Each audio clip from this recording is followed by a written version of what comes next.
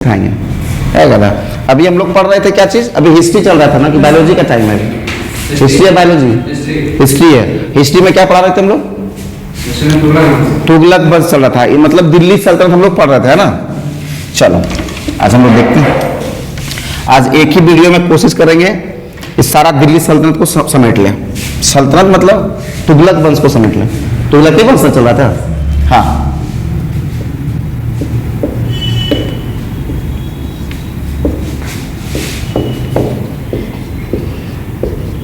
दिल्ली सल्तनत कहां से कहां तक ड्यूरेशन था भाई इसका? देखो कितना बार बार कह रहे हैं, जवाब मेरे को रिस्पांस में मिलना चाहिए बाबू, एकदम रिस्पांस करो। 1290 से 1330। कितना बकलोल है, बोले कि हमको एकदम अपर लेवल। अरे दिमाग को पहले बैलेंस कर लो, अब फालतू नहीं तो देखो यहाँ पे डंडा पढ़ना है कि नहीं पढ़ना है तुमको।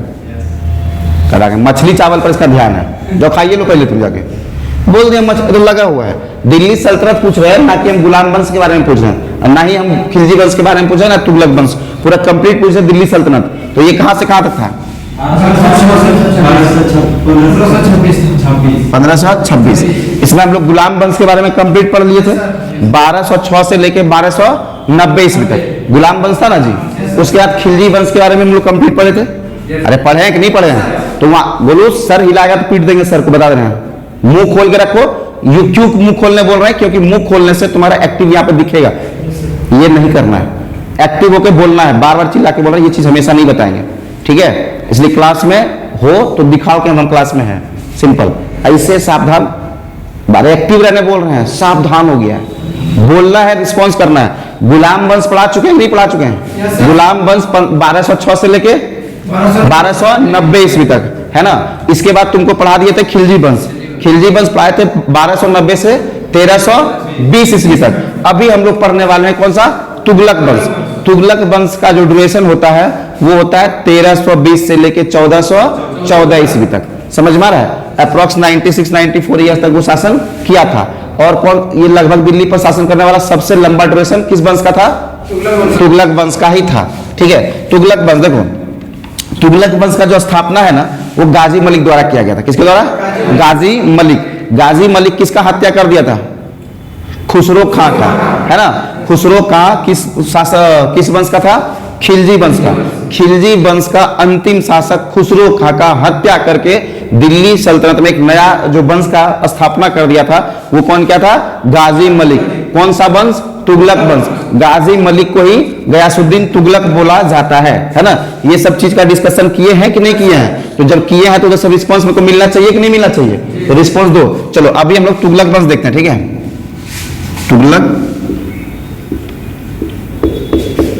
तुगलक वंश, इसका ड्यूरेशन कहां से कहां तक था? तुगलक वंश कितना रिवीजन है इसको, पूरा कंफ्यूजन में है इसको। अरे कथा बोलेगा आज, कंफ्यूजन दूर नहीं करेगा तो कभी दूर नहीं होगा, इसीलिए बोलते रहना है, बार बार कहते हैं, नहीं तो सोचेगा कि हमको तो यादें है। तो आज तो हम सीक्वेंस में एकदम सीरीज में दिखा रहे हैं ना, तो लगता है याद है, लेकिन जब तुम हौच पौच होगा, इधर का ऑप्शन उधर का ऑप्शन सब खिचड़ी जब हो जाएगा, उसमें तुमको छांटना बहुत पॉसिबल तुम्हारे लिए नहीं रहेगा। इसीलिए अभी एक्टिव रहो, एकदम तोता की तरह एकदम समझ जाओ ऐसे करके। जब भी कुछ पूछे फटाफट एकदम पूछे 1320 से 1414 ईस्वी तक फटाक से मुंह से निकल जाना चाहिए। संस्थापक कौन था? गयासुद्दीन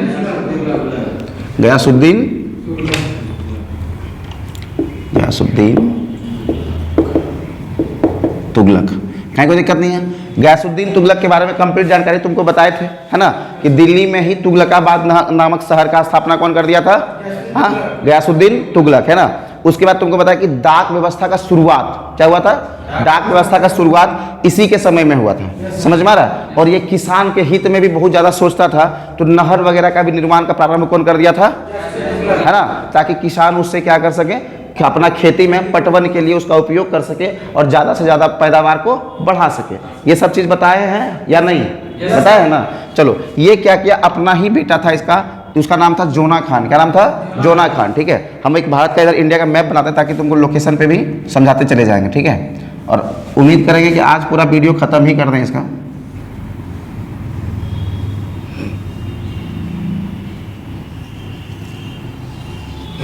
समझने के लिए तो काफ़ी है हमारा इंडिया, है ना। एक चीज़ आराम से समझ जाएंगे इसमें। देखो अभी हम लोग क्या पढ़ रहे हैं यहाँ पे, दिल्ली सल्तनत के बारे में पढ़ रहे हैं। क्या पढ़ रहे हैं? दिल्ली सल्तनत। दिल्ली सल्तनत। ये जो गयासुद्दीन तुगलक था, ये क्या किया, अपना बेटा जोना खान को यहाँ पे एक अपना अभियान दिया, दक्षिण भारत का अभियान, जिसको तेलंगाना अभियान या फिर वारंगल अभियान के नाम से भी जाना जाता है। क्या होता है? तेलंगाना या वारंगल अभियान के भी नाम से जाना जाता है। ठीक है, बेसिकली जब हम बात करते हैं किसका, अभी गयासुद्दीन तुगलक के बारे में, अभी उसी के बारे में पढ़ रहे हैं ना। तुगलक वंश का संस्थापक कौन था? गयासुद्दीन तुगलक था। ठीक है, जब हम गयासुद्दीन तुगलक के बारे में चर्चा करते हैं तो गयासुद्दीन तुगलक के बारे में बताता है कि एक उदारवादी नेता थे। क्या थे? नेता बोल रहे हैं हम, शासक। ठीक है, अभी नेता होता का बहुत डिस्कशन हो रहा है, मुंह में उदारवादी नेता आ जाता है। नेता तो उदारवादी मिलना भी नामुमकिन सा है, समझ में आ रहा है? कोई दिक्कत है? तो ये उदारवादी शासक थे। उदारवादी इन द सेंस कि प्रजा के भलाई के बारे में सोचते थे, बहुत कठोर रूल नियम नहीं बनाते थे, सब कुछ आसान रखना चाहते थे ताकि लोग अच्छे से सरवाइव कर सके। कोई दिक्कत है? इसीलिए इनको क्या बोला था? उदारवादी नेता, लिबरल नेता। समझ में आ रहा है? नेता बार बार बोल रहे हैं, कितना मजा ले रहा है कि सर आज नेता नेता कर रहे हैं। शासक, ठीक है, कोई दिक्कत नहीं। गयासुद्दीन तुगलक के बारे में हम लोग देख रहे हैं, क्या देख रहे हैं? गयासुद्दीन तुगलक ही अपना बेटा को कहाँ भेज दिया था? तेलंगाना अभियान या वारंगल, सिंपल दक्षिण भारत अभियान के लिए किसको भेजा था? जोना खान को। समझ में आ रहा है? कोई दिक्कत? जोना खान जब है इस एरिया को क्या किया? जीत लिया। समझ में आ रहा है? क्या किया? इस एरिया को जीता। 2 बार दक्षिण अभियान किया था। कौन? जोना खान। पहला बार जब 1321 में किया था। कब किया था? 1321 में जब अभियान किया था, उस समय ये यहाँ को इसको हार का सामना करना पड़ा। क्या करना पड़ा? हार का सामना। मतलब एक होता है नहीं कि मतलब एक प्लान के साथ नहीं जाना, दुश्मन के बारे में पता नहीं करना कि सामने वाला कितना ताकतवर है, उसके अकॉर्डिंग स्ट्रेटेजी नहीं बनाना और जाके डायरेक्ट आक्रमण कर देना। उस कंडीशन में क्या हुआ कि जो जोना खान है वो हार गया था। कब? 1321 में। 1321 में। समझ में आ रहा है? उसके बाद जाता है ये आक्रमण करने के लिए 24-25 में। कब जाता है? 24-25 का जो ड्यूरेशन होता है, उस समय ये दोबारा आक्रमण करने जाता है। कहाँ पे? हाँ, वारंगल में। इस बार ये दक्षिण भारत को जो तेलंगाना वाला क्षेत्र है, इसको बुरी तरह से लूटता है और बहुत धन संपत्ति वहां से लूट लेता है। समझ में आ रहा है? उसी दरमियान क्या होता है, ये जो है गयासुद्दीन तुगलक ये खुद से एक अभियान करते हैं। कहाँ पे? बंगाल का अभियान। समझ में आ रहा है? 2 अभियान याद रखना, एक तो तेलंगाना अभियान जो जोना खान के नेतृत्व में हुआ था, और वहां से दक्षिण भारत से बहुत सारा धन संपत्ति को लूट के लाया गया। देखो कितना बढ़िया इंसान है, कितना मैंने समझदार है। 100 बार बोले कि क्लास में एक्टिव रहना है तो मुंह पर ऐसे करके बैठल है, मैंने ऐसे कर दिया हाथवा। गोलू समझो इस चीज़ को, बार बार तुम्हारे लिए बोल रहे हैं, क्लास में एक्टिव नहीं रहोगे, हम क्या पढ़ा के निकल जाएंगे। ये क्या कर रहा है? इसका शरीर सब कुछ यहाँ, दिमाग यही है, दिल कहीं और कुछ सोच रहा है मन में। गंभीरता से निकलो, आगे बढ़ना है कि नहीं बढ़ना है? हाँ, समय बहुत रफ्तार से निकल रहा है, और उस रफ्तार में अगर तुम अपना रफ्तार को नहीं मिलाओगे, दुनिया से तुम बहुत पीछे हट जाओगे। तो गंभीर जो ऐसे करके बैठे हो ना, गंभीर नहीं, एक्टिव रहा करो, ध्यान रखो। ये दिल्ली सल्तनत है, यहाँ से अभियान बंगाल का कौन क्या था? अब कहीं पे बंगाल ना देके कलकत्ता दे देगा तो कंफ्यूजन नहीं करना है, करेगा कंफ्यूजन? कलकत्ता अभियान दे देगा तो बोला सर तो बंगाल पढ़ाए थे, तो इतना भी दिमाग होना चाहिए कि बंगाल में ही कलकत्ता है। अगर पिन पॉइंट का बात करेगा तो कलकत्ता अभियान क्या था। समझ में आ रहा है? कोई दिक्कत है? यहाँ पे अगर तुमको दक्षिण भारत दे देगा तो तुमको कंफ्यूज नहीं करना है, लेकिन अगर पिन पॉइंट का बात करेगा तो वारंगल अभियान, अब वर्तमान का भी तेलंगाना। समझ में आ रहा है? कोई दिक्कत है? हाँ, ये समझ में। ये दक्षिण भारत वाला जो अभियान था ये जोना खान के नेतृत्व में किया गया, और ये बंगाल वाला जो अभियान था ये खुद गयासुद्दीन अपने नेतृत्व में किया था। कोई दिक्कत है? चलो, इसका क्या क्या काम था देखो। पहला, डाक सेवा का शुरुआत किया था। ठीक है, शुरुआत किया था, अभी समझना। फिर क्या क्या था? किसानों के लिए नहर निर्माण। क्या क्या था? नहर निर्माण प्रारंभ कर दिया था। भाई किसान के लिए क्या किया जाएगा? नहर वगैरह बना दिया जाएगा। उसके बाद क्या क्या था? तुगलकाबाद शहर। क्या? तुगलकाबाद शहर का स्थापना कर दिया। समझ में आ रहा है? क्या किया? डाक सेवा, नहर निर्माण और तुगलकाबाद शहर। और इसके बारे में क्या क्या समझ में आ रहा है तुमको? बताओ, कुछ पढ़ाए थे ना अगले क्लास में? भूल गया ना सब कुछ? चलो, जब ये जब ये बंगाल में अभियान किया कौन? तो यहाँ इसको कुछ खास प्राप्ति नहीं हुआ। ये मन बनाया था कि हम बढ़िया से धन संपत्ति लूटेंगे, क्योंकि भाई तुमको बता रहे थे कि ये उदारवादी शासक था, मतलब अपना प्रजा के बारे में बहुत भला सोचता था। अब नहर निर्माण कर रहा है, डाक व्यवस्था का शुरुआत कर रहा है, तो उस समय पैसा कौड़ी खर्चा होगा ना।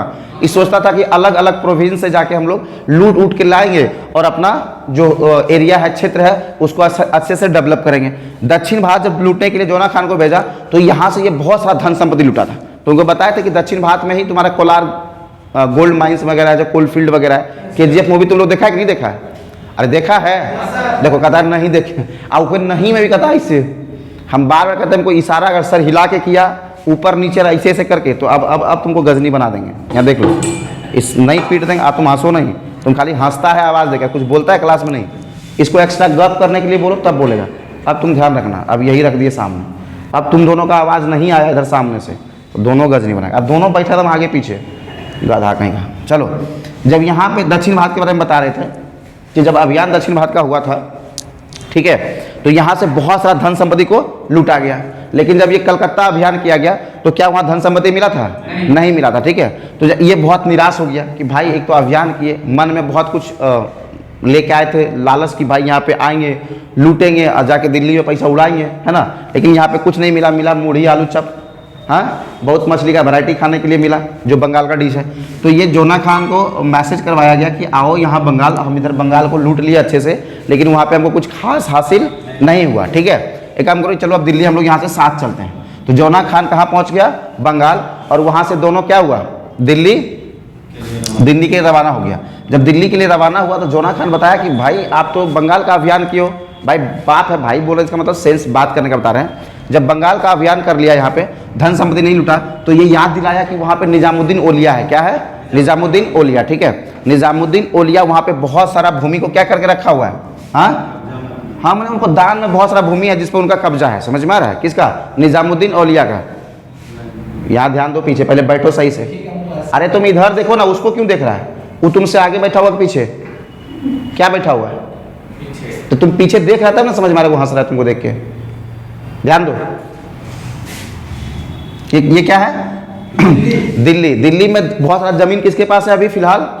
देखो, जब तुमको अलाउद्दीन पढ़ा रहे थे तो बताया कि वो खालसा भूमि में सब जितने भी दान में दी गई भूमि थी सबको किसमें बदल रहा था? खालसा भूमि में। और उसी दरमियान में अलाउद्दीन खिलजी भी किसके दरबार में गया था?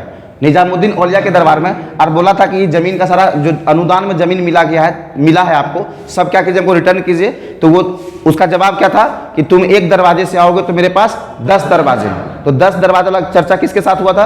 अलाउद्दीन खिलजी के साथ हुआ था। लेकिन यही बात इसको समझ में आ रहा है कि वहां तो बहुत सारा जमीन को क्या किया है? कब्जा करके रखा हुआ, उसको बहुत सारा जमीन दान में मिला है। तो ये भी यहाँ से एक अपना घुड़सवार को, एक सैनिक को कहाँ भेज दिया? दिल्ली।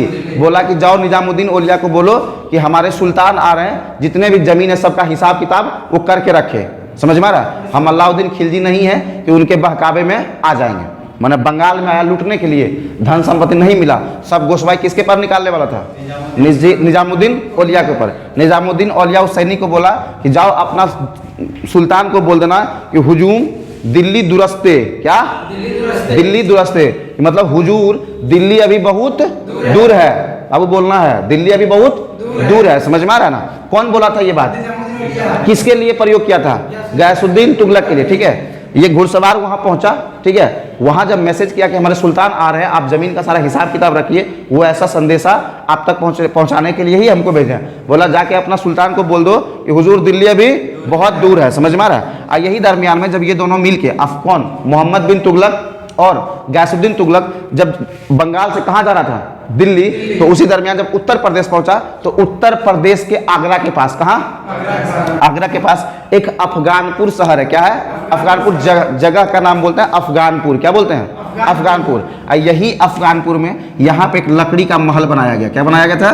लकड़ी का महल, ताकि क्या कर सके, इसमें राजा लोग आराम से आराम करेगा। क्योंकि दिल्ली उस समय तो एरोप्लेन थोड़ी था कि भाई एकदम बंगाल से बैठा तुरंत 2 घंटा में दिल्ली उतर जाएगा, ऐसा नहीं था ना। वो लोग हाथी पर बढ़िया से दीवान पलंग बांध देता था, अब बढ़िया से एकदम टगल टगल टगल टगल 2 दिन 4 दिन 2 महीना 5 महीना में आराम से वो सफर करता था। समझ में आ रहा है? अगर बंगाल से दिल्ली उसको जाना है तो ये 2 दिन 1 दिन का बात नहीं है, वो महीना भी लगता था। तो जगह जगह पे जहाँ पे अंधेरा होता था वहाँ पे लोग रुक के आराम वगैरह भी करता था। उसी आराम के लिए अफगानपुर जगह पर एक लकड़ी का महल बनाया गया। क्या बनाया गया? लकड़ी का महल, ताकि वहाँ पे क्या करे, राजा आराम कर सके। अब वो जो लकड़ी का महल है वो मोहम्मद बिन तुगलक के नेतृत्व में बनाया गया। किसके नेतृत्व में? मोहम्मद बिन तुगलक। ये जो जोना खान कह रहे हैं ना, मोहम्मद बिन तुगलक का ही नाम क्या है? जोना खान है, ठीक है। हम जब मोहम्मद बिन तुगलक लिख के पढ़ाएंगे तो वहां पे ब्रैकेट में जोना खान लिख देंगे, तो तुम लोग समझ जाना, ठीक है। समझो अभी क्या है कि ये मोहम्मद बिन तुगलक के नेतृत्व में ही क्या बनाया गया था? लकड़ी का महल। उसी में गयासुद्दीन तुगलक एकदम बढ़िया से सूतने गया, आराम फरमाने गया, है ना। और वो महलवा गिर गया। क्या हुआ? महल गिर गया। ऐसा बोला जा रहा था कि नृत्य उर्त का कार्यक्रम चल रहा था और बहुत सारा जो हाथी होता है ना, सैनिक में हाथी शामिल होता है, घोड़ा होता है ना, तो वो सब हाथी क्या हुआ, आवाज़ सुन के बोलो या जैसे बोलो, कुछ पागल हाथी का झुंड क्या हुआ, वो महल में घुस गया और लकड़ी का महल बना हुआ था, बस लकड़ी का महल क्या हुआ, हाँ गिर गया। और उसी के मलबे में दब के किसका मृत्यु हो जाता है? गयासुद्दीन तुगलक का। किसी किसी इतिहासकार का ऐसा भी मानना है कि ये मोहम्मद बिन तुगलक का ही षड्यंत्र था, और किसी किसी का ऐसा मानना है कि धर्मगुरु संत जो थे, सूफी संत निजामुद्दीन औलिया, उसके साथ इसका बुरा बर्ताव के कारण उसका ही शराफ इस पर लग गया। क्यों? क्योंकि वो एक संदेशा भी भेजवाए थे कि हुजूर दिल्ली दुरस्ते, क्या भेजवाए थे कि दिल्ली अभी बहुत दूर है। इसीलिए आज एक फ्रेज के तौर पर ये वर्ड यूज होता है कि लोग जो काम को इम्पॉसिबल समझते हैं ना, उसको कहते हैं कि दिल्ली अभी बहुत दूर है, कहते हैं कि नहीं है? हाँ, जहाँ पे इम्पॉसिबिलिटी दिखता है, मतलब दिल्ली पहुँचना मुश्किल है, समझ रहा है ना ये? अब समझो, अब यहाँ पे मृत्यु किसका हो जाता है? ये ड्यूरेशन क्या रहता है? 1326 ईस्वी। क्या रहता है? 1326 ईस्वी, ठीक है। अब 1326 ईस्वी में किसकी मृत्यु हो जाती है? गयासुद्दीन तुगलक की। अब गद्दी पर कौन बैठेगा? दिल्ली का गद्दी पर बैठेगा, हाँ, मोहम्मद बिन तुगलक। तो क्या हम मोहम्मद बिन तुगलक को अच्छा पहले BA लिख दिए, हम भी एक स्टेप आगे चल रहे हैं जी। MB और T नहीं लिख सकते हैं? चलो गोलू बताएगा। M4 क्या होता है? B4 और T4 तुगलक। ये कब गद्दी पर बैठेगा? हाँ, 1326 में ही के बाद, मतलब ये तो मरिए गया। हाँ, फोन वोन में तो मत देखना है। चलो यहाँ देखो, 1326 से 1351 तक गद्दी पर कौन बैठ गया? मोहम्मद बिन तुगलक। इसका बचपन का नाम क्या था? जोना। कहीं पे खान दे देगा, कहीं पे खां दे देगा, तो तुम लोग को क्या कंफ्यूज करना है? हम सब देख रहे हैं, थोड़ा नोटंकी सोच लो, कितना गंदा लड़का है तुम। इधर बैठो तुम पहले, यहाँ आगे सामने वाला। चलो उठो वहाँ से, उठता है कि नहीं? आएगा, इसको डांटते हैं, इसको नहीं पता कि हंसना है कि क्या करना है। चलो यहाँ बैठो, एकदम आराम से बैठना, हिलाना मत, हिलाना मत। चलो अब आराम से बैठो। और यहाँ बैठ गया, देख लो इसको, ये दुखहरण है, क्या है? उधर बैठो, इसको मत हिलाना, इसको हिलाना मत, समझ गया ना? इसको हिलाना मत। अब क्लास में अच्छे से एक्टिव रहना, दुख हरनमा से सब दुख तुम दोनों का खास में दुख हर लेंगे। और आदमी नहीं है क्लास में, कम से कम संस्कार सीखो ना, कैसे बिहेव किया आता है। चलो, अब दिल्ली का गद्दी पर कौन बैठ गया? मोहम्मद बिन तुगलक। मोहम्मद बिन तुगलक के बारे में ऐसा कहा जाता है कि अपना इतिहास में, दिल्ली सल्तनत के इतिहास में बोलें या इतिहास में बोलें, ये सबसे पढ़ा लिखा शासक था। क्या था? सबसे बेसी पढ़ा लिखा शासक था। लेकिन पढ़ लिख के भी कोई फायदा नहीं, ये जो काम करता था सब इसके विपरीत होता था। माने पढ़ा लिखा बकलोल, क्या बोल सकते हैं इसको? पढ़ा लिखा बकलोल। किसके बारे में? मोहम्मद बिन तुगलक। एक आगे वो आदमी के बारे में तो सुनता होगा, बहुत पढ़ लिख के काबिल बन गया है, लेकिन जितना हरकत करेगा उस समाज के विपरीत करेगा, है कि नहीं? उसका दिमाग में पता नहीं क्या चलते रहता है। जितना भी काम करेगा, चाहे वो दिमाग में अच्छा सोच के करे या बुरा, निगेटिव इफेक्ट बड़ी दिखता है उसका, है ना? मोहम्मद बिन तुगलक के साथ भी ऐसा ही हुआ। ये 22-23 भाषा का, अलग अलग भाषा का जानकार था। कौन? मोहम्मद बिन तुगलक। मतलब बोले कि दिल्ली सल्तनत का सबसे ज्यादा पढ़ा लिखा व्यक्ति अगर कोई था तो कौन था? लेकिन समझो कि इसका जीवन जो है ना, लुढ़कते पुढ़कते एकदम खत्म हो गया, समझ में आ रहा है? ये अच्छा से रूल कर ही नहीं पाया। ये जीवन में 4-5 को बहुत बड़ा ब्लंडर गलती किया था, ठीक है? आज गलती नहीं कह सकते उसको, प्रयोग कह सकते हैं। जैसे थॉमस अल्वा एडिसन के बारे में सुना होगा, जो बल्ब का निर्माण किए है ना, तो क्या वो एक बार में बल्ब का निर्माण कर दिए थे? नहीं। ये भी अपना लाइफ में क्या कर रहा था ना, नया प्रयोग कर रहा था, सोच रहा था कि हम लोगों के लिए अच्छा सोचें, लेकिन इसका प्रयोग हमेशा क्या होता है? विफल। इसके साथ किस्मतें नहीं था, समझ में आ रहा है? ऐसा नहीं था कि प्लान कुछ खराब कर रहा था, इसका सोच भी था अच्छा, पढ़ा लिखा व्यक्ति था भाई, लेकिन इसके साथ इसका किस्मत नहीं था। एजुकेशन इसके साथ था, लेकिन किस्मत इसके साथ नहीं था। इसलिए तुम खूब पढ़ लिख रहा है ना, और अगर तुमको सफलता नहीं मिल रहा है तो कभी ये मत समझना कि तुम्हारे अंदर नॉलेज कमी है। तुम्हारा समय उस अकॉर्डिंग नहीं चल रहा है जिसका तुम्हें रिक्वायरमेंट है, समझ में आ रहा है? तो समय का इंतजार करना, लेकिन समय के साथ चलते चलते, ये नहीं कि अस्थिर हो जाना कि आओ हम तो ग्रेजुएशन हो गया है, रेलवे का फॉर्म भर दिए, जाएंगे एग्जाम देंगे, नौकरी देगा। ऐसा नहीं है। समय का इंतजार इन द सेंस कि समय के साथ चल के करना है, कहीं अस्थिर नहीं, एग्जाम देके बैठना नहीं है। हमको दुगने रफ्तार से मेहनत करना है, समझ में आ रहा है? तब तुम्हारा एक ऐसा टाइम आएगा जो तुम टाइम की स्पीड से भी आगे निकल जाएगा और वक्त से पहले सफल हो जाएगा। लेकिन उसके लिए तुमको खुद को जगाना पड़ेगा। जैसे हम हुर के 25 बार बोल रहे हैं, जागो जागो, ये नहीं एक्टिव, समझ में आ रहा है? क्योंकि बोलने से ज्ञानेंद्रिय खुलता है, तुम्हारा ध्यान यहाँ पे रहेगा। नहीं तो क्या है, बॉडी यहाँ बैठल रहेगा और सोचते रहेगा ट्रेन में देखे थे कितना बढ़िया पीली थी सूट, एकदम नहीं चल रहा दिमाग में, मछली भात खाते इतना बढ़िया पेटी वाला पीस मिला था, यही सब चलता है ना। कहता पहले देखो कैसे बैठा, मतलब कहाँ से दिमाग लोग का लाया, हे भगवान।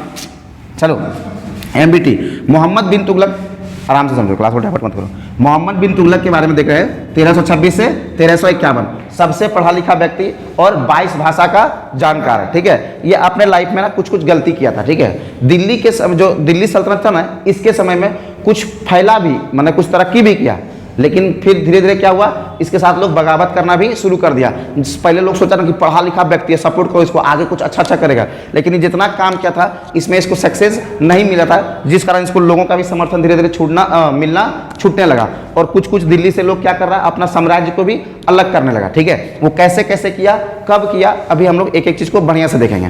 पहले गलती नंबर इसका 1, ये क्या किया, ये जो लोकेशन है ना, उत्तर प्रदेश और बिहार का क्षेत्र, ठीक है, गंगा और यमुना वाला क्षेत्र, समझ में आ रहा है, गंगा और यमुना वाला क्षेत्र, 2 नदी है ना, तो नदी के क्षेत्र का बीच को आब कहते हैं, क्या कहते हैं, आब। और 2 नदी है तो 2 आब, समझ में, 5 नदी का तो पंजाब होता है ना।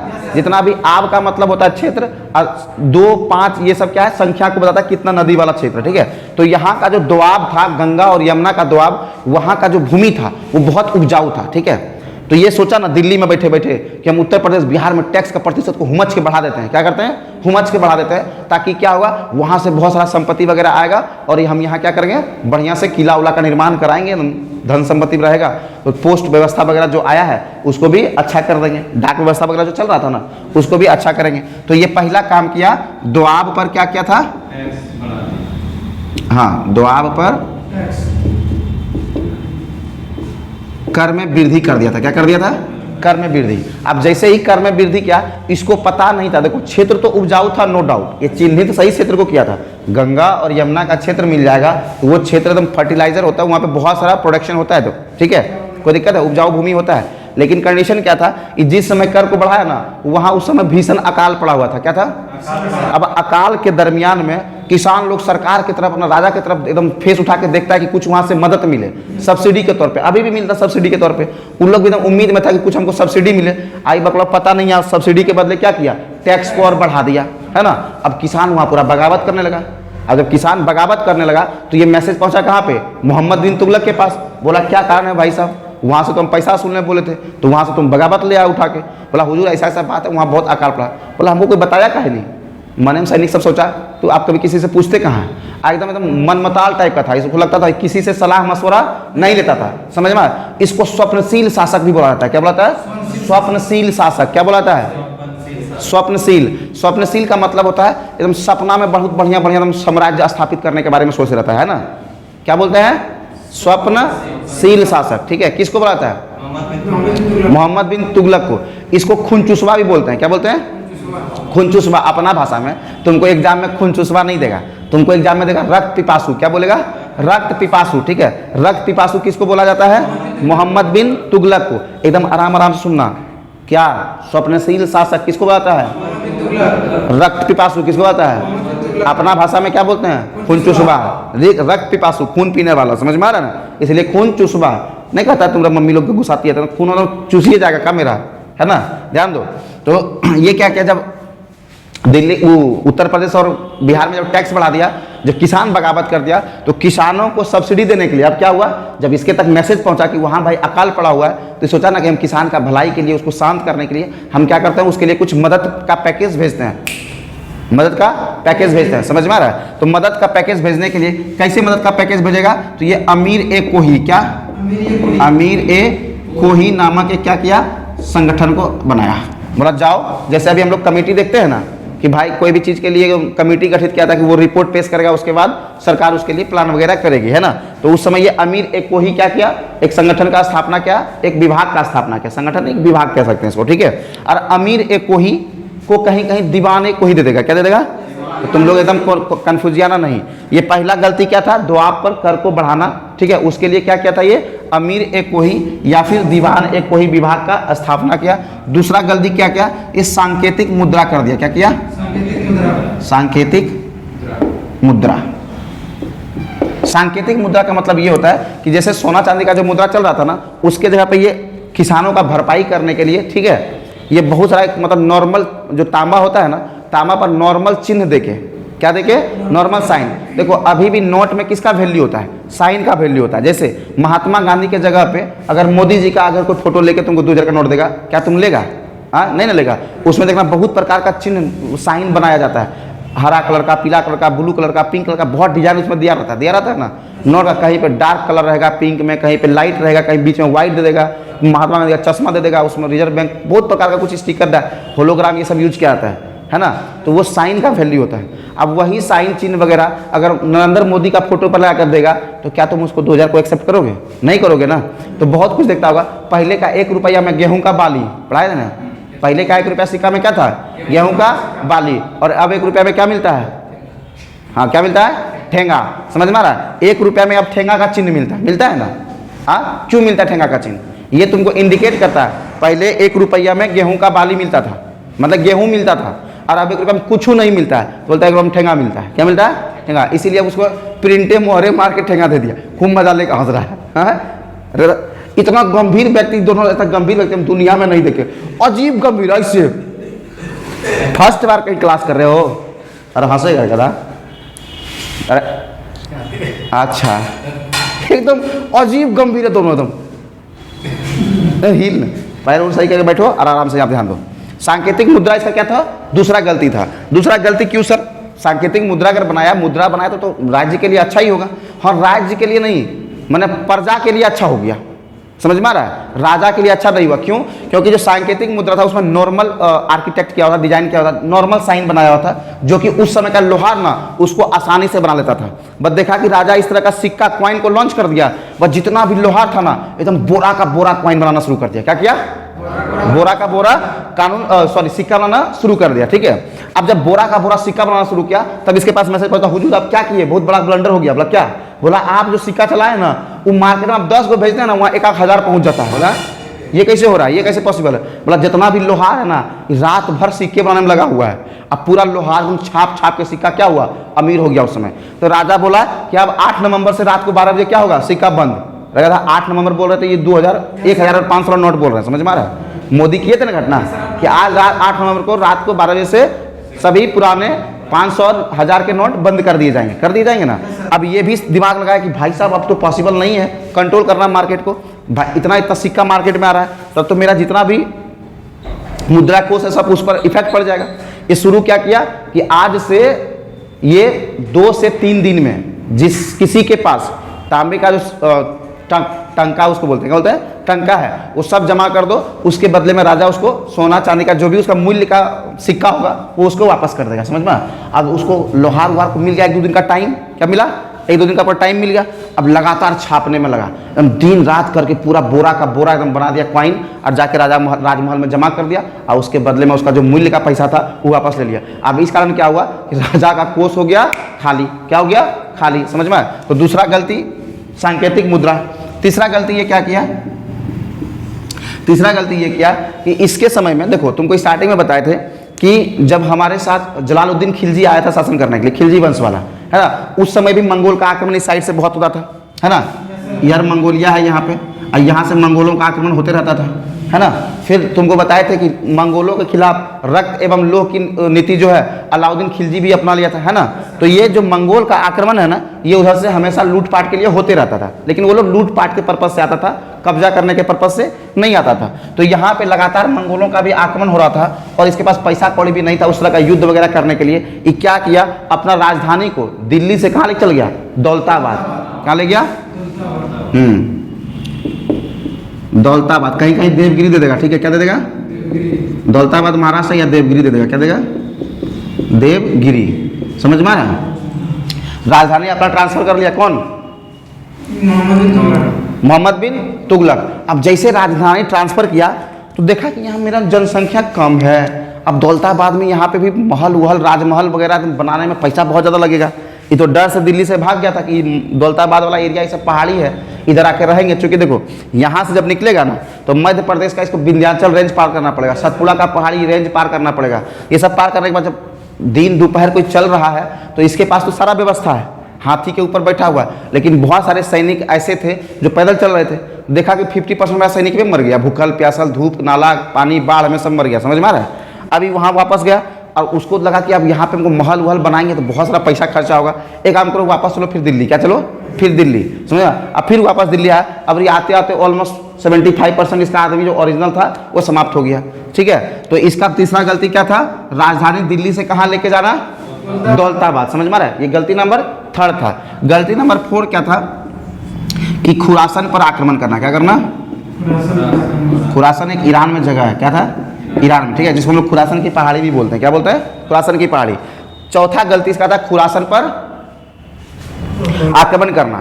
खुरासन पर आक्रमण करने के लिए हुआ कि धन संपत्ति को लूटना है, क्योंकि सारा पैसा उसा क्या हो रहा है, खत्म हो रहा है। अब जिस व्यक्ति के पास अब कुछ खोने के लिए नहीं है उसको किस बात का डर है, उसके पास जो भी पैसा था ना इन्वेस्ट कर दिया सैनिक में। क्या किया, सैनिक में, मतलब 3 लाख अस्थायी सैनिक घोषित कर दिया। क्या कर दिया, 3 लाख अस्थायी सैनिक बनाया और उसको क्या कर दिया, एकदम एडवांस में 1 लाख रुपया दे दिया। 1 लाख नहीं बोल रहे, 1 साल का सैलरी दे दिया। क्या दे दिया, 1 साल का सैलरी। 3 लाख सैनिक को रिक्रूट किया और एडवांस में 1 लाख का सैलरी दिया। अब बोला कि तुम कभी भी अब छुट्टी उट्टी तुमको 1 साल नहीं मिलेगा। अभी तुम लोग देखते हो ना सालाना पैकेज मिलता है ना, बड़ा बड़ा जो MBA करके जाता है, इंजीनियरिंग करके जाता है, उसको सालाना का पैकेज मिलता है ना, कि उसका पैकेज इतना का है, 12 लाख का, 15 लाख का, 20 लाख का पैकेज मिलता है। तो उसी तरह उसको पैकेज पे खरीद लिया 1 साल के लिए। क्या किया, 1 साल के लिए पैकेज पे खरीद लिया। बोला कि 1 साल तक तुमको कहीं नहीं जाना है, एकदम सैलरी एडवांस में लो, अपना बाल बुतरू की पढ़ाई लिखाई के लिए सबको जिसको जहाँ भेजना है एकदम भेज दो, कोई दिक्कत नहीं है। तुम हमेशा यहाँ रेडी टू वार रहना। क्या रहना, रेडी टू वार। हम कभी भी खुरासन पर हमला कर सकते हैं, ठीक है। अब 1 साल तक सैनिक को एडवांस सैलरी देकर रखा। सैनिक भी रोज एकदम इंतजार कर रहा है कि आज युद्ध होगा कि कल युद्ध होगा, समझ में आ रहा है, आज आक्रमण करेंगे कि कल करेंगे। लेकिन आक्रमण तो हो ही नहीं रहा है। अब बेचारा ये लोग बीवी बच्चा सबसे दूर, और उस समय व्हाट्सएप वगैरह भी नहीं था कि वीडियो कॉल करके देख ले, है ना, फोन वगैरह भी नहीं था कि बात उठ कर ले, मैंने एक ही जरिया था जाके मिलना। हाँ, अब 1 साल तक इसको प्रतिबंध लग गया कि भाई तुमको रहना है हमारे पास, है ना, कोई घर द्वार जाने को नहीं मिलेगा। हो सकता है आज आक्रमण हो जाए तो हो सकता है कल आक्रमण करना पड़ जाए, है ना। तो सैनिक लोग भी एकदम रोज इंतजार करते करते थक गया और आपस में विवाद शुरू इसमें होने वाला था। ये क्या किया, कौन, मोहम्मद बिन तुगलक जाके हाथ मिला लिया, किससे, हाँ, खुरासन के जो शासक थे उसे जाके हाथ मिला लिया। अब इन लोग में पूरा बगावत हो गया कि बकलवा तुमको जब अगर समझौता ही करना था तो 1 साल से हम लोग को काहे रखा हुआ है यहाँ पे कि आज आक्रमण करेंगे कल, मैंने झूठ बोल के तुम गुमराह करके रखा हुआ है। हम अपना मेहरारू से भी दूर हैं, है ना, टेंशन होता है ना मेहरारू दूर होने के लिए। ब्याह किया है तुम तो कैसे अनुभव है तुमको, क्या कहता, कहीं कहता नहीं किया ब्याह, कहता हाँ मेहरारू से होता है दूर। तुमको कैसे अनुभव है, हाँ, जानता है, मैंने कैसे जानता है, मैं यही तो सोच रहा था क्लास में बैठ के। हाँ न, इधर पैर इधर करो, ऐसे बैठो, ठीक है। एकदम जो चीज़ जो अनुभव नहीं होना चाहिए, कूट कूट के अनुभव है, लेकिन जिसका अनुभव होना चाहिए वो कौन सी होता है, लेगा था। तो ध्यान दो वहाँ पे जहाँ से तुम्हारा भविष्य उज्जवल होने वाला हो, वो अंधेरा वाला पार्ट में मत देखो। वो तो जो शादी, हाँ, अभी व्हाट्सअप है, वीडियो कॉल है, महीना का लीव है, सब कुछ है। गधा कहेंगे बैल करो, तुम बोले कि गप करने के लिए इसको बोल दो ना, क्लास करना है कि नहीं, सही हंसी, मतलब ध्यान दो, गप करने के लिए बोलो तो 1 लाख इसके पास लॉजिक है गप करने का, समझ में आ रहा है। इसको समझ में हम क्लास कर रहे हैं, क्लास कर रहे हो कुछ सीखने के लिए कि गप करने के लिए, एग्जाम निकालने के लिए कर रहे हो कि गप करने के लिए, लंबा लंबा पहले। अभी भी सेना रहता है, लेकिन सेना के पास अभी महीना में छुट्टी है, लीव है, व्हाट्सअप वीडियो कॉल है, मोबाइल है, हर रोज बात करना। अभी बहुत सारा फैसिलिटी है। आज दिल्ली में वहाँ ड्यूटी कर रहा है, 2 घंटा का भी छुट्टी मिलेगा तो देवघर पहुँच जाएगा। एयरपोर्ट का सुविधा है कि नहीं है, तो हर तरह का सुविधा उस समय था। गधा का इंजीनियर 2 प्रकार का होता है, 2 प्रकार के हम नॉर्मली समझा रहे हैं 2 चीज़ का। एक होता है पैकेज में डील होना, क्या होना, जिसको कि साल भर के लिए खरीद लिया। एक होता है मंथली, है ना। अब मंथली जो डील है वो आराम से तुम इस कंपनी में 30,000 मिल रहा है, अगला कंपनी 35,000 देगा, तुम इसको छोड़ कर उसको ज्वाइन कर लो। लेकिन जो पैकेज डीलिंग होता है उसमें 1 साल का तुम्हारा उसमें बॉन्डिंग होता है, बॉन्ड बन जाता है, एग्रीमेंट होता है कि तुम 1 साल यही कंपनी के लिए काम करो, दूसरे साल दूसरे के लिए नहीं करोगे। तो जब तक तुम्हारा एग्रीमेंट कंप्लीट नहीं हुआ तुम दूसरा कंपनी भी नहीं जा सकते हो। तो हर एक तरह का इसको एग्रीमेंट कर दिया था 1 साल के लिए, एडवांस पेमेंट। पहले लोग को पेमेंट नहीं मिलता था, अब इसको एडवांस पेमेंट दिया हुआ है। ये बगावत करता, लेकिन बगावत इसके अंदर आगे के 3-3 लाख सैनिक था, रखा हुआ था कि युद्ध करेंगे, और युद्ध नहीं हुआ था, ठीक है। तो ये 5वां गलती क्या किया, इस सैनिक का बगावत से बचने के लिए क्या किया, किराचिल अभियान कर दिया। कराचील अभियान, कौन अभियान किया? कराचील अभियान। कराचील अभियान मतलब है ना हिमालय वाला क्षेत्र में भेज दिया सैनिक को कि जाओ उधर अभियान करो। अब उधर पहाड़ वहाड़ का क्षेत्र में आपस में सब बगावत करके सैनिक आपस में क्या हो रहा था? मर रहा था। इसलिए इसको रक्त पिपासु बोला गया था। समझ में आ रहा है? सब सैनिक को तलपा तलपा के जन्नत मंतर ने जाके निपटवा दिया खुद बचने के लिए। गलत डिसीजन लिया था। समझ में आ रहा है? इसलिए इसको क्या बोलते थे? रक्त पिपासु। समझ में आया? किसको? मोहम्मद बिन तुगलक को। अब ये सब इसका देखो 5 गलती देख लिया। दोआब पर टैक्स बढ़ाना, सांकेतिक मुद्रा का बनाना, दौलताबाद से राजधानी दिल्ली से राजधानी दौलताबाद लेके जाना, खुरासान अभियान के लिए 3 लाख सैनिक को एडवांस सैलरी देना और वो सैनिक का बगावत से बचने के लिए कराचील अभियान के लिए बेमतलब का भेज देना। समझ में आ रहा है? ये 5 चीज उसका लाइफ का सबसे बड़ा गलत डिसीजन था। ठीक है, ऐसा नहीं था। मोहम्मद बिन तुगलक के बारे में बोला भी जाता है कि वो बहुत बड़ा ज्योतिष का ज्ञान भी उसके पास बहुत था, गणित विद्या भी उसके पास बहुत था, खगोल विद्या भी बहुत था, लेकिन वो विद्या का प्रयोग इस तरीके से करता था कि उसके विपरीत हो जाता था। समझ में आ रहा है? मैंने कॉम्बिनेशन वो बना ही नहीं पाता था कि कैलकुलेशन कैसे करें ताकि हमारे लिए, हमारे राज्य के लिए, हमारे प्रजा के लिए अच्छा हो। कॉम्बिनेशन ही उसका निगेटिव पड़ता था। समझ में आया? ये इसका शासन का ड्यूरेशन कितना था? 1326 से 1351 तक। ठीक है, अब देखो 1351 में इसका मृत्यु हो जाता है। किसका? मोहम्मद बिन तुगलक का। उससे पहले देखो ये जो एरिया है ना कर्नाटक वाला, ये एरिया यहाँ पे विजयनगर, क्या है? विजयनगर। ठीक है, विजयनगर को अलग कर दिया 1336 ईस्वी में। 1336 ईस्वी में मोहम्मद बिन तुगलक का ही कब्जा, मतलब दिल्ली सल्तनत का ही कब्जा चल रहा था। कहाँ पे? दक्षिण भारत में। समझ में आ रहा है? लेकिन 1336 ईस्वी में विजयनगर को स्वतंत्र घोषित कर दिया 2 भाई मिलके, हरियर एवं बुक्का। क्या नाम था? हरियर एवं बुक्का। तो विजयनगर दिल्ली सल्तनत से कब अलग हुआ? 1336 ईस्वी। अभी हम लोग विजयनगर नहीं पढ़ रहे हैं ना, तो हम लोग 1336 के बाद उसका डिस्कशन करेंगे। जब विजयनगर पढ़ेंगे तो हरियर एवं बुक्का के बारे में डिस्कस करेंगे। अभी फोकस किस पर होगा? तुगलक वंश पर। ठीक है, और यहाँ पे वो बहमनी साम्राज्य भी अपने आप को स्वतंत्र कर दिया। कब? 1347 ईस्वी में। कब? ठीक है, ये सब धीरे धीरे क्या हुआ? दिल्ली सल्तनत से मतलब अपने आप को स्वतंत्र घोषित करना शुरू कर दिया। ठीक है, अब देखो मोहम्मद बिन तुगलक का कार्यकाल चल रहा था, ये सब उसका लाइफ का गलती था, है ना। अब उसके जगह पे आ गया फिरोज शाह तुगलक। क्या आ गया? फिरोज शाह तुगलक। चलो अभी यहाँ हम लिखे 3 नंबर साथ। क्या लिख रहे हैं? 3 नंबर। फिरोज शाह तुगलक को अगर हम FST लिखेंगे तो कोई दिक्कत है? हाँ, समझ जाएगा ना। अरे FST का फुल फॉर्म क्या होता है? पढ़ाते हैं यहाँ, देखता है पोडियम, पढ़ाते हैं लिखते हैं बोर्ड पर, देखता है माइक। हाँ, FST का फुल फॉर्म क्या होता है? चलो इसका ड्यूरेशन बताओ। ड्यूरेशन कहाँ से कहाँ तक? नहीं, कितना इजी से जो बोले ना फटाक सुन लिया। फिरोज शाह तुगलक एटीट्यूड में जवाब। आप बोलो गधा कहीं का। 1351 से हाँ 1388।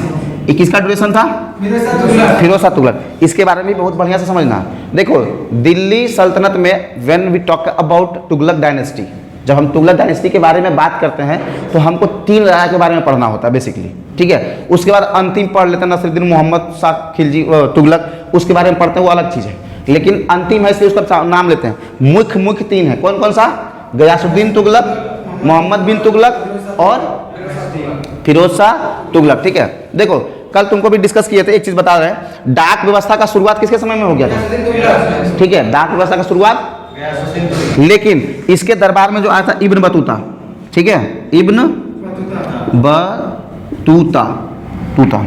ठीक है, वो जब सलाह दी, कैसे इब्न बतूता में क्या तो लिख दी, हाँ तूता। ठीक है, इब्न बतूता जब आया मोहम्मद बिन के दरबार में, इब्न बतूता बेसिकली था कहाँ का?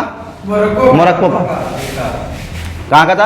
हाँ, अफ्रीका कॉन्टिनेंट में, अफ्रीका महादेश में मोरक्को एक देश है। क्या है? मोरक्को एक देश है। वहीं से आया था कौन? Ibn Battuta. ठीक है, लगभग 7000 किलोमीटर चल के। कितना किलोमीटर?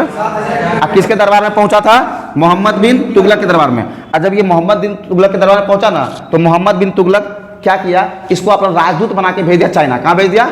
चाइना भेज दिया। समझ में आया? जितना बोलते हैं यहाँ पे ध्यान दो। अरे गधा यहाँ पढ़ो जितना बोल रहे। अजीब हाल है, जो चीज पे सवाल करने में गजब करता है। ये किसके दरबार में आया था? यहाँ ध्यान है ना तुम्हारा? यहाँ ध्यान है, यहाँ लिखा है ना, पढ़ो ध्यान दो। इब्न बतूता किसके दरबार में आया था? मोहम्मद बिन तुगलक के दरबार में। इसी के कहने पर जो डाक व्यवस्था शुरुआत किया था कौन? गयासुद्दीन तुगलक। उसको एकदम सुसज्जित ढंग से और बढ़िया से मॉडिफाई करने का काम कौन किया था? मोहम्मद बिन तुगलक। किसके सलाह पर? इब्न बतूता के सलाह पर। ठीक है, इब्न बतूता को ये यहाँ से उठा के, मतलब भारत से उठा के अपना राजदूत बना के कहाँ भेज दिया?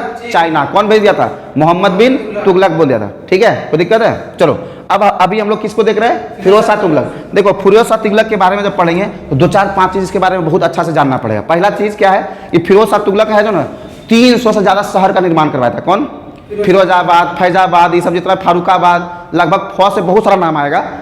फैजाबाद, फिरोजाबाद, फारुखाबाद, सब जो नाम आता है ना, ये लगभग इस तरह का 300 शहर। कितना? 300 शहर कौन निर्माण करवाया? फिरोज शाह तुगलक। फिरोज शाह तुगलक। उसमें से ना जौनपुर, क्या नाम है? जौनपुर शहर एकदम बहुत बढ़िया था। क्या था? दिल्ली का जो जौनपुर शहर था ना, उस शिक्षा के लिए एकदम बहुत बढ़िया था उसमें। जैसे देखो मौर्य काल में शिक्षा का अगर हम बात करते हैं तो उसके लिए कौन सा जगह केंद्रित था? नालंदा विश्वविद्यालय कि तक्षशिला? गुप्त काल में, हाँ गुप्त काल में नालंदा हो गया, ठीक है। मौर्य काल में तक्षशिला हो गया ना, हर एक चीज देते हैं। अभी वर्तमान परिप्रेक्ष्य में बात करते हैं तो शिक्षा का मेन के दिल्ली और पटना है ना। देवघर उघर तो अभी थोड़ा सा पीछे हट गया, खासकर कंपटीशन के मामले में। एकेडमिक मामले में देवघर भी बहुत हद तक काम कर रहा है, लेकिन आने वाले समय में हम लोग देवघर को छोड़े वाला ही हो। कंपटीशन के मामले में देवघर को हम लोग भी अलग जगाएंगे और कुछ दिन बाद देवघर को भी गढ़ बना देंगे एजुकेशन का, है कि नहीं? उसके लिए जैसा मेहनत करना पड़ेगा हम लोग भी करेंगे। फ्री शिक्षा देना होगा तो फ्री शिक्षा देंगे, पैसा का कोई डिस्कशन नहीं होगा, लेकिन पढ़ने वाला व्यक्ति होना चाहिए। घर घर तक मैसेज भेजवाएंगे, पढ़ने वाला व्यक्ति है ज्वाइन करो, है ना, परिवार से जुड़ो। और हम लोग यहाँ पे देवघर में भी जो कंपटीशन का माहौल उठ गया ना, उसको रीस्थापित हम लोग रीएस्टेब्लिश दोबारा जरूर करेंगे देवघर में। पूरा प्लान लेके चल रहे हैं हम लोग। आने वाले कुछ समय में जैसे पटना हवा बना हुआ है ना, वैसे देवघर को भी स्थापित करके ही हम लोग छोड़ेंगे। जितना व्यवस्था मिलता है दिल्ली पटना में, सारा व्यवस्था अवेलेबल यहीं करा देंगे, कहीं कोई दिक्कत नहीं है। चलो अभी देखो जौनपुर जो है ना, उस समय तुगलक के समय में, किसके समय में? तुगलक। शिक्षा का सरताज था। क्या था? सरताज, मतलब शिक्षा का ताज उसको बोलते हैं। सर का ताज समझते हो ना? हाँ, सर का ताज। तो शिक्षा का सरताज किसको बोला जाता था? जौनपुर शहर को। समझ में आया? जौनपुर शहर बेसिकली ना फिरोज शाह तुगलक जो है ना, ये मोहम्मद बिन तुगलक के नाम पर रखा, क्योंकि मोहम्मद बिन तुगलक का नाम क्या था? जोना खां था ना। उसी जोना खान के नाम पर ये शहर का नाम क्या पड़ गया? जौनपुर। जौनपुर बोलो, जौनापुर नहीं बोलो, जौनपुर। एकदम नाम है सुरेंद्र प्रसाद, तो इतना सुरेंद्र प्रसाद बोलेगा क्या? अरे नाम है जोना खान, तो उसके नाम पर जौनपुर लिख दिया। समझ में आया? कोई दिक्कत है? अब देखो ये लगभग 300 से ज्यादा शहर, कितना? 300 से ज्यादा शहर नए शहर का स्थापना किया। दूसरा 1200 से अधिक बगीचा का निर्माण किया। क्या किया? 1200 से अधिक चलो ये सब ध्यान रखना बेटा। 1200 से अधिक बाग बगीचा, ठीक है, बाग बगीचा, कोई दिक्कत है? 1200 से अधिक क्या किया? बाग बगीचा का निर्माण किसने करवाया था? फिरोज शाह तुगलक। फिरोज शाह तुगलक का ड्यूरेशन बाबू ध्यान रखना 1351 से 1388। जौनपुर को लिए शिक्षा का ताज बोला था, सरताज बोला था। किसको? जौनपुर शहर को। समझ आ रहा है? समझ में? हाँ। कितना शहर का निर्माण करवाया था? 300। कितना बाग बगीचा का निर्माण करवाया था? 1200। चलो उसके बाद क्या किया? काम नंबर 2, ये क्या किया? देखो नहर का एकदम जाल फैला दिया। क्या किया? नहर का जाल। नहर का जाल पूरा फैला दिया, ठीक है। झाल लिख देंगे, जाल लिख दिए, कोई दिक्कत नहीं है। अब है ना जाल। नहर का क्या हुआ? ये पूरा जाल फैला दिया। देखो नहर निर्माण तुगलक वंश में किसने शुरू किया था? गयासुद्दीन तुगलक। लेकिन नहर का जाल किसने फैला दिया? मतलब जाल इन द सेंस कि बहुत बड़े पैमाने पर नहर वगैरह का पूरा दिल्ली में निर्माण कर दिया। समझ में आ रहा है? इसीलिए उसको क्या बोलते हैं? नहर का जाल। इससे क्या हुआ कि हर एक एरिया में जो इरिगेशन का फैसिलिटी है, जो सुविधा है, सब जगह अवेलेबल हो गया। किसके कहने पर? फिरोज शाह तुगलक के कहने पर, है ना। फिरोज शाह तुगलक अपने ड्यूरेशन में दिल्ली का हर एक एरिया में जहाँ जहाँ पॉसिबल था, जहाँ जहाँ पॉसिबल नहीं था, सब जगह वो नहर एकदम बनवा दिया, ताकि किसान उसे क्या कर सके? अपना पटवन वगैरह आसानी से कर सके और अपना प्रोडक्शन जो अपना उपज है उसको भी बहुत अधिक मात्रा में बढ़ा सके। समझ में आया? कोई दिक्कत है? तो नहर का जाल किसने फैला दिया था? फिरोज शाह तुगलक। 300 शहर का स्थापना कौन कर दिया था? 1200 से अधिक बाग बगीचा। जौनपुर शहर का स्थापना फिरोज शाह तुगलक। फिरोज शाह तुगलक। देखो ये जो एरिया है ना, देखो ये उत्तर प्रदेश मान लो ये एरिया है, ये हरियाणा है। क्या है? हरियाणा। तो हरियाणा में एक अशोक का अभिलेख था, टोपरा अभिलेख। क्या था? टोपरा अभिलेख, ठीक है। और उत्तर प्रदेश का ये जो मेरठ है ना, यहाँ मेरठ में भी था इसका अभिलेख, मेरठ अभिलेख। क्या था? उत्तर प्रदेश का मेरठ अभिलेख। किसका? उत्तर प्रदेश का मेरठ अभिलेख और हरियाणा का टोपरा अभिलेख। ये दोनों उठा के कहाँ ले चला गया? दिल्ली। ठीक है, कौन लेके गया था? फिरोज शाह तुगलक। बहुत वीवीआई क्वेश्चन है, क्या है? बहुत वीवीआई क्वेश्चन है, इसे ध्यान रखना। देखो ये है टोपरा अभिलेख, क्या है? टोपरा। और ये क्या है? मेरठ अभिलेख। टोपरा किस स्टेट में पड़ता है? हरियाणा। HR लिख देता समझ जाएगा, और ये UP लिख देता समझ जाएगा, कोई दिक्कत है? खैर मेरठ के बारे में तो बताना बहुत जरूरी नहीं है, क्योंकि मेरठ उत्तर प्रदेश में सबको 1857 क्रांति से सबको पता है कि नहीं? तो HR ये टोपरा याद रखना कि हरियाणा का ही जगह था HR, मतलब टोपरा। क्या था? टोपरा, ठीक है। और वहां पे अशोक का स्तंभ था, क्या था? अशोक का स्तंभ। और यहाँ भी मेरठ में भी किसका स्तंभ था? अशोक का। ये दोनों उठा के कहाँ लेके चला गया? दिल्ली। कौन लेके गया था? फिरोज शाह तुगलक। समझो, इसकी जो मम्मी थी ना, किसका? फिरोज शाह तुगलक की मम्मी। ऐसा बोला जाता है कि फिरोज शाह तुगलक की जो माँ थी वो बेसिकली कास्ट वाइज अगर हम बात करते हैं और धर्म वाइज बात करते हैं, धर्म हिंदू था और कास्ट क्या था? सोनार का। क्या था? ऐसा इतिहासकार का मानना है, समझ में आ रहा है? इस कारण क्या हुआ कि जब भी कुछ अच्छा काम करता था ना, कौन? फिरोज शाह तुगलक, तो मुस्लिम जो उलेमा था ना, मुस्लिम उलेमा जो था, मुस्लिम का जो जानकार था, जो धर्मगुरु था, वो इसका पूरा विरोध करता था कि ये क्या कर रहा है, इसकी मम्मी हिंदू है इसीलिए क्या कर रहा है, इसकी मम्मी हिंदू और पिता मुस्लिम। तो इसको वहाँ के जितने भी मुस्लिम प्रजा थे उसको लगता था कि कुछ भी ऐसा ना काम करे ताकि हिंदू का उत्थान हो। तो ये कुछ भी भला करना चाहता था ना, अच्छा करना चाहे या कुछ भी करना चाहे, तो लोग इसके खिलाफ निगेटिव षड्यंत्र रचना शुरू कर देते थे। समझ में आया? किसके खिलाफ? फिरोज शाह तुगलक के खिलाफ। समझ में आया? चलो 2 मिनट में इसको हम लोग समाप्त कर देंगे, परेशान मत होना। फिरोज शाह तुगलक के खिलाफ, ठीक है। ये क्या किया? जितने भी धर्म थे ना, हिंदू के धर्म ग्रंथ वगैरह, उसके लिए एक अनुवाद विभाग का स्थापना कर दिया। क्या किया? जितने भी साहित्यिक धर्म ग्रंथ थे ना उस समय, उसको अनुवाद करने के लिए एक अनुवाद विभाग का स्थापना किया। समझ में आ रहा है? तो अनुवाद विभाग कौन स्थापना किया? अनुवाद विभाग। मतलब आप देखो, तो इससे क्या हुआ कि जितने भी मुस्लिम थे ना उस समय के, उसके अंदर एक बगावत आने लगा। किसके खिलाफ? फिरोज शाह तुगलक के खिलाफ, कि ये पक्का हिंदू का उत्थान करना चाहता है, ये क्यों उसका जितना भी धर्म ग्रंथ है उसको फारसी में अनुवाद करवाना चाह रहा है। अगर फारसी में अनुवाद होगा, इससे क्या होगा? मुस्लिम लोग ज्यादा से ज्यादा पढ़ेंगे हिंदू धर्म के बारे में, और हिंदू धर्म में क्या करेंगे? अपना धर्म को परिवर्तन करके चले जाएंगे। तो इसके खिलाफ बहुत बगावत शुरू हुआ ना। कि क्या क्या बोला कि अपने आप को मैंने हिंदू का हितैषी ना साबित करने के लिए ये ब्राह्मण पर भी जजिया कर लगा दिया। क्या किया? ब्राह्मण पर भी जजिया कर। देखो, जब मोहम्मद बिन कासिम लगाया था जजिया कर, उसमें ब्राह्मण, बूढ़ा, महिला, विकलांग और बच्चा, इस 5 को बाहर रखा था ना। हाँ, तो ये क्या किया? ब्राह्मण पर भी क्या किया? जजिया कर लगा दिया। कौन? तो तुमसे सवाल खड़े खड़े पूछेगा कि ब्राह्मणों पर जजिया कर लगाने वाला व्यक्ति कौन था? फिरोज शाह तुगलक। तो यहाँ लिख दें, ब्राह्मण पर जजिया कर, ठीक है। ब्राह्मण पर जजिया कर कौन लगा दिया? फिरोज शाह तुगलक। ये घटना सब समझ में आ रहा है ना? फिरोज शाह तुगलक के बारे में देखो, शहर का भी स्थापना किया, जाल भी बनाया, अनुवाद विभाग का भी स्थापना किया, और ब्राह्मण पर भी जजिया कर थोप दिया। कौन? फिरोज शाह तुगलक। अब जो फिरोज शाह तुगलक है, इसका क्या होता है? मृत्यु हो जाता है। किसका? फिरोज शाह तुगलक का। कब? 1388 में। जब 1388 से फिरोज शाह तुगलक का मृत्यु होता है, तो इसमें 1-2 और शासक छोटा छोटा आते हैं, अलबर्क वगैरह करके आता है कुछ नाम, अलबुकर्क करके, ये सब जो आता है। लास्ट में आता है मोहम्मद नसरुद्दीन तुगलक। क्या आता है? नसरुद्दीन मोहम्मद तुगलक, पूरा नाम अगर बोलेंगे तो हम लोग नसरुद्दीन तुगलक के बारे में डिस्कस करते हैं। क्या है नसरुद्दीन तुगलक? जिसको कि हम लोग तुगलक वंश का अंतिम शासक कहते हैं। क्या कहते हैं? तुगलक वंश का अंतिम शासक। जब नसरुद्दीन तुगलक बैठा गद्दी पर, तो समझो कि दिल्ली का जो एरिया है ना, ये दिल्ली के बगल में जो अभी एयरपोर्ट है, पालमपुर एयरपोर्ट, तुम लोग सुना है दिल्ली में? पालम एयरपोर्ट है ना, दिल्ली का जो एयरपोर्ट है उस जगह का नाम है पालम। क्या नाम है?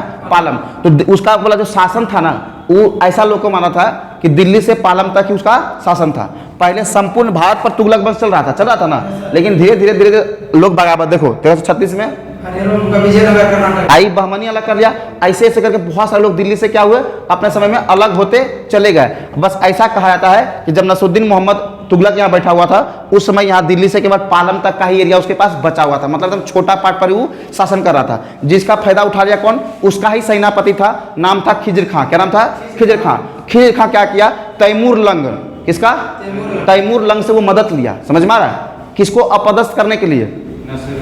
नसरुद्दीन तुगलक को। समझ में आ रहा है? शाह तो फिल्में लगा, नसरुद्दीन शाह। नसरुद्दीन तुगलक को वहां से दिल्ली की गद्दी से अपदस्थ करने के लिए किसका सहारा लिया? तो मंगोल आक्रमण सेनापति जो था तैमूर लंग, कहाँ का था वो? मंगोल का, ठीक है। उससे सहारा लिया कौन? खिजर खां। समझ में आ रहा है? और खिज्र खां क्या किया, 1414 ईस्वी में तैमूर लंग की मदद से इसको अपदस्थ करके इसका हत्या कर दिया। किसका हत्या किया? नसरुद्दीन तुगलक का हत्या कर दिया। किसके द्वारा? खिज्र खां। और नसरुद्दीन तुगलक का हत्या करने के बाद दिल्ली पर एक नया वंश का शुरुआत कर दिया। वो वंश था सैयद वंश। समझ में आ रहा? तो अगला क्लास में हम लोग किसके बारे में पढ़ेंगे? सैयद वंश के बारे में पढ़ेंगे। कोई दिक्कत? आज तुमको ये पूरा कंप्लीट जानकारी मिल गया। किसके बारे में? तुगलक वंश के बारे में।